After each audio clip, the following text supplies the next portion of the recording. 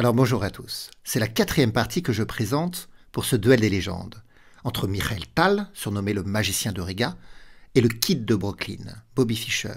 Alors si vous n'avez pas vu les confrontations précédentes, je vous invite à cliquer sur le lien ci-dessus qui vous donne accès à la playlist complète. Alors c'est vrai que dans les premières parties, on a vu quand même une domination de Michael Tal. Mais dans cette partie, il va en être tout autrement, parce que Bobby Fischer va être à l'attaque. Il va attaquer, attaquer et attaquer encore. Mais vous allez découvrir une surprenante anecdote qui va faire dérailler l'un des deux joueurs. Alors, dans cette partie, Bobby Fischer, les blancs, il ouvre avec le pion roi, E4. C5, la défense sicilienne. Cavalier F3 pour appuyer la poussée D4. D6, D4 est joué, un échange en D4. Cavalier F6 attaque le pion E4, donc L et C3 on défend. A6, la variante Najdorf. Et fou C4, le coup favori de Bobby Fischer. Alors les noirs jouent E6 pour essayer d'entraver la diagonale du fou. Et le fou se retire en B3. Parce qu'en C4, il peut être exposé à différentes attaques, notamment à la poussée du pion en B5. Alors, Michael Tal, il va quand même jouer ce coup de pion en B5.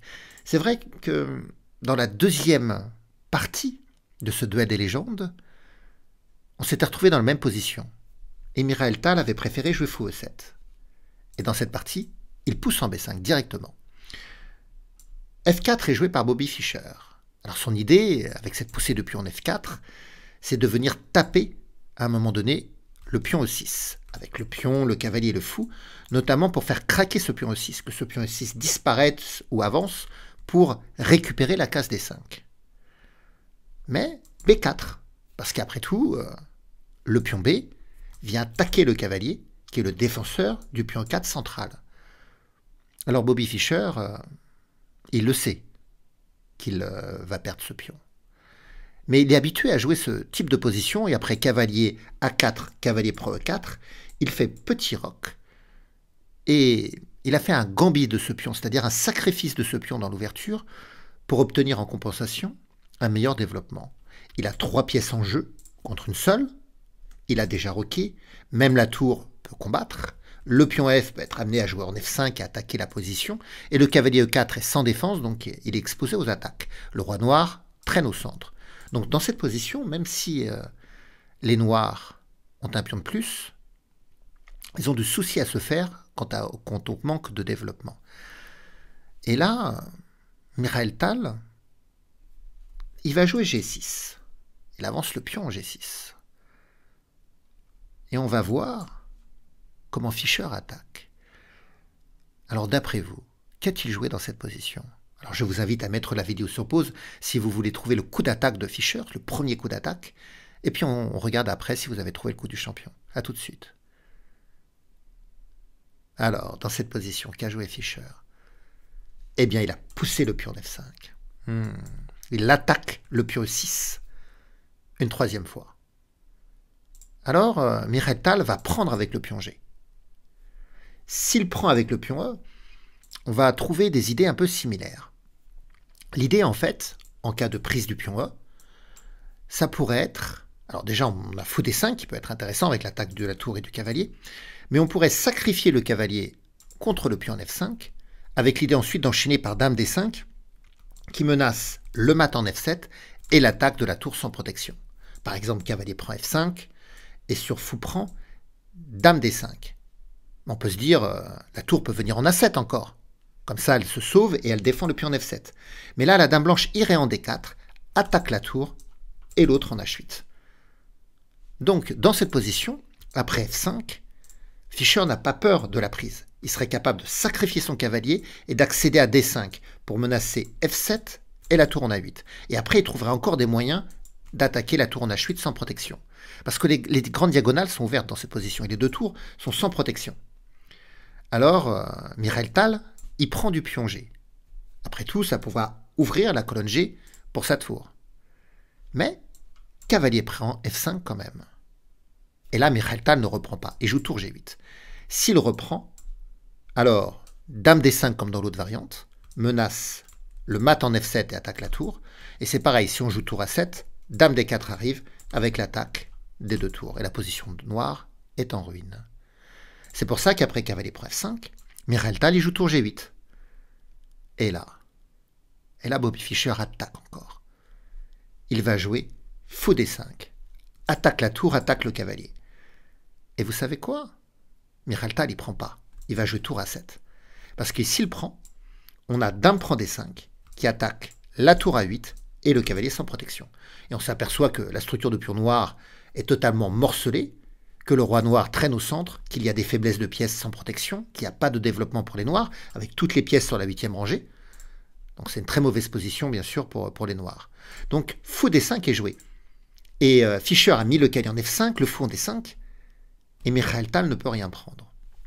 Alors, il a joué tour A7. Donc Bobby Fischer prend le cavalier.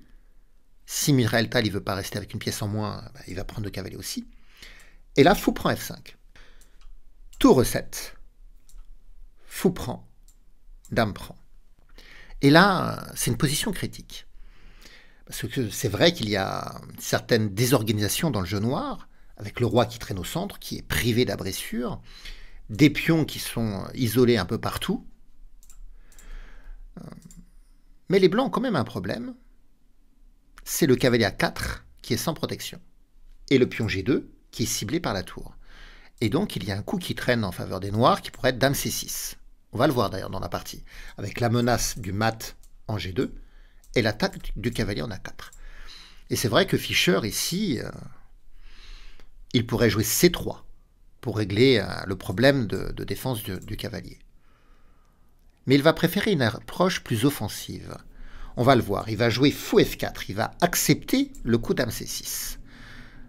A noter que dame prend D6, pardon, échoue sur une très belle variante. Vous voyez, si les blancs prennent en D6 ici, les noirs pourraient faire tour prend G2 échec.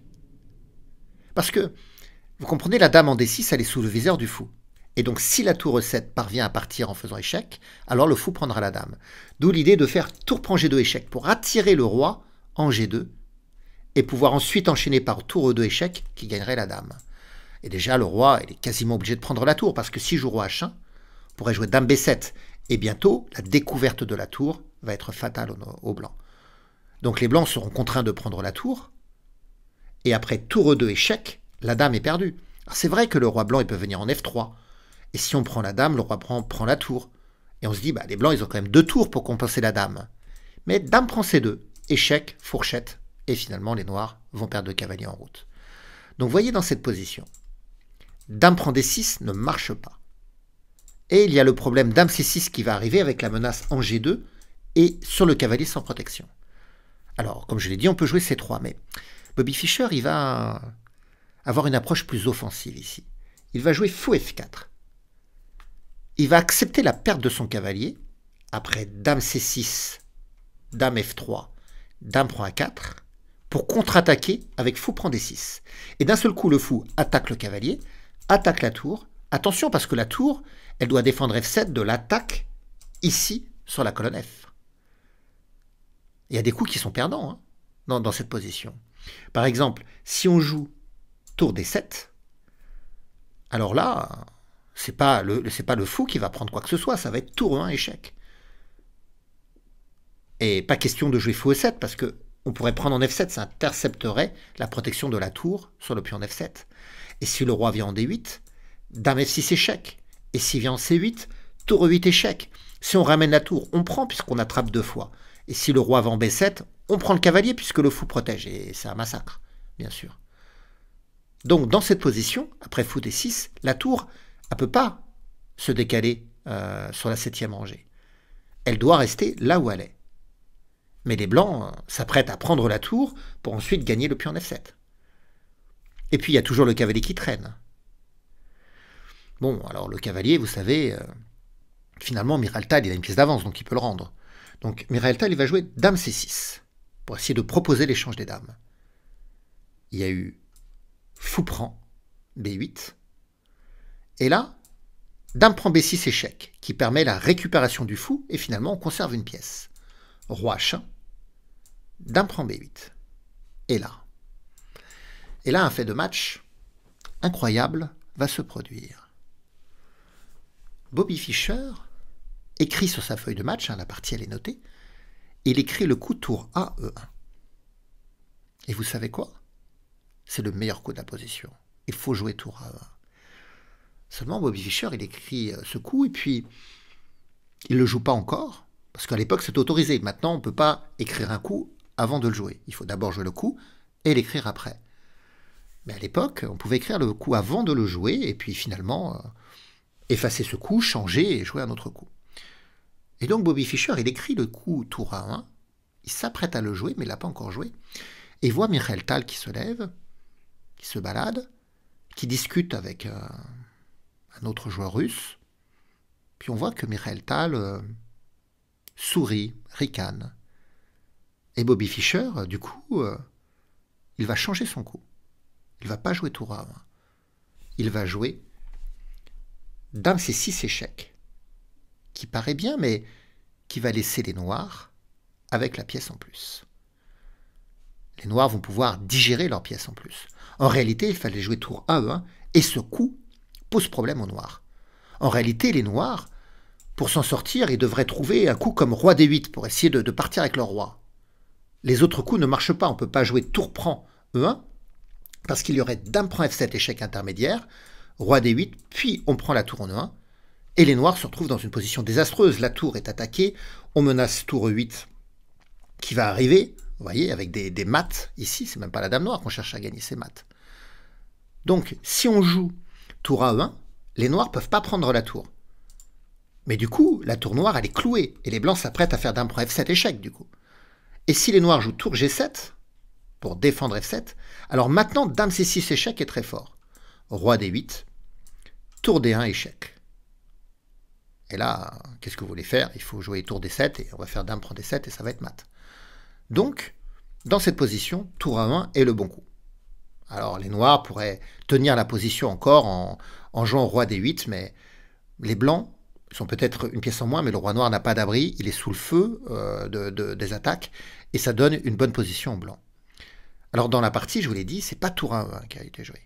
Bobby Fischer, il a gommé son coup, et il en joue un autre. Il a joué dame C6 échec. Donc là, dans cette position, il y a eu tour D7. Maintenant, il joue tour E1 échec. Mais le fou peut venir en E7. Alors, il y a eu tour prend F7, roi prend, dame E6 échec, et là, il ne faut pas se tromper, il faut venir en F8. Bon, bien sûr, la tour est perdue, hein, c'est pour ça que les blancs sacrifient en F7 avant, parce qu'ils peuvent contre-attaquer sur la tour en D7. Mais là, il ne faut pas jouer roi G7, parce qu'on prendrait en D7 avec la double attaque sur le fou, qui est cloué. Donc là, il faut jouer roi F8, parce qu'après dame prend D7, le fou, il a déjà une protection, celle du roi. Et maintenant, les noirs peuvent jouer dame D6, ils proposent l'échange des dames, et ils protègent une deuxième fois leur fou. Donc il y a eu dame B7 de jouer. Tour G6, et les noirs vont réussir à digérer cette position et à conserver leur pièce de plus sans encombre. C3, A5, dame C8 échec, roi G7, dame C4, fou D8 a été joué, prise en B4, prise en B4, et là les blancs ont joué G3, certainement qu'ils voulaient régler certains problèmes de mat du couloir qui étaient présents dans la position, et ils veulent leur redonner une liberté de mouvement à la tour. Puis en plus, fou C7 pourrait arriver, avec cette batterie d'attaque sur le pion H2, donc les blancs ont joué G3. Mais en jouant G3, il va y avoir dame C6 échec, qui va forcer l'échange des dames. Tour E4, dame prend C4, tour prend C4, tour B6, et roi G2. Alors, avant de jouer roi G2, on va expliquer un petit peu pourquoi Bobby Fischer accepte cette finale et a accepté l'échange des dames.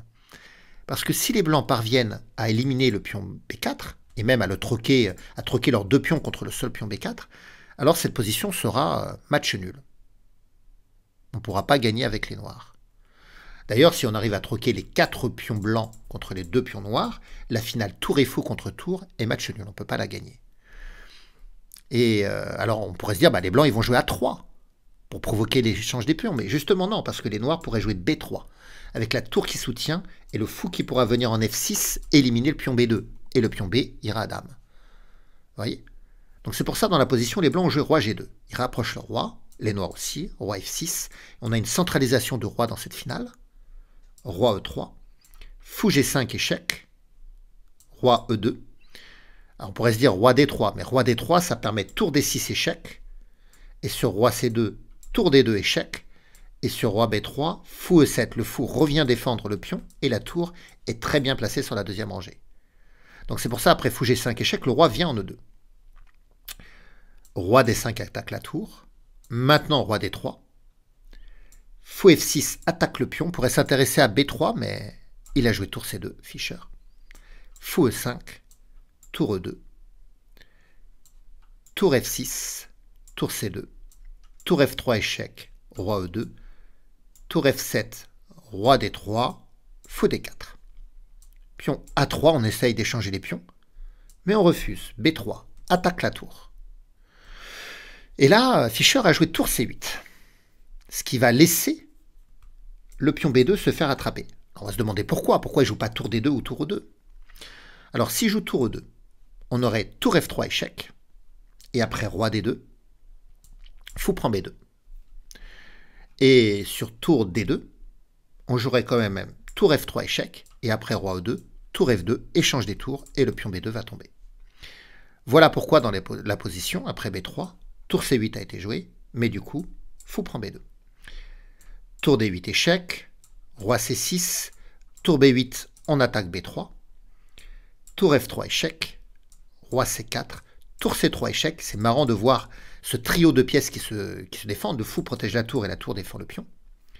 Roi B4, roi C7, on attaque la tour qui vient en B5, fou 1 pour laisser l'avance du pion, A4, et là, le coup gagnant. Est-ce que vous le voyez? Vous pouvez mettre la vidéo sur pause. A tout de suite. Alors, j'espère que tout le monde a trouvé. Ici, il faut avancer le pion B2. On laisse la tour se faire attraper.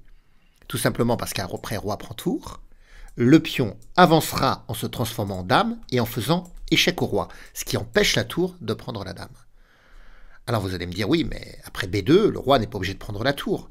Le roi blanc pourrait aller en A5. Comme ça, si le pion avance, on l'attrape. Mais dans ce cas-là, les noirs jouent tout simplement tour C1. Et le pion ira à dame, il faudra bien que la tour se sacrifie. Et une finale avec une tour et un fou contre plus aucune pièce pour les blancs, c'est bien sûr totalement perdu pour les blancs. Alors c'est vrai que Fischer a pris une leçon de psychologie ici. Il s'est fait décontenancer par l'attitude de Tal qui se balade, qui ricane, qui sourit. Et Fischer, qui avait noté le bon coup tour 1, va finalement jouer dame C6 et compromettre ses chances de victoire. Avec tour A1, ça aurait été une toute autre histoire. Alors j'espère que vous avez apprécié ce jeu quand même de Fischer, qui était pas loin de faire tomber Michael Tal, mais malheureusement, malheureusement pour Fischer, c'est quand même une 4e défaite d'affilée. Les 4 parties perdues d'ailleurs dans ce tournoi des candidats de 1959. La suite va être différente. Les scores vont bientôt s'inverser. Eh bien, je vous remercie. Vous pouvez me laisser des pouces, des commentaires, partager la vidéo, tout ce qui peut aider la chaîne. Au revoir à tous.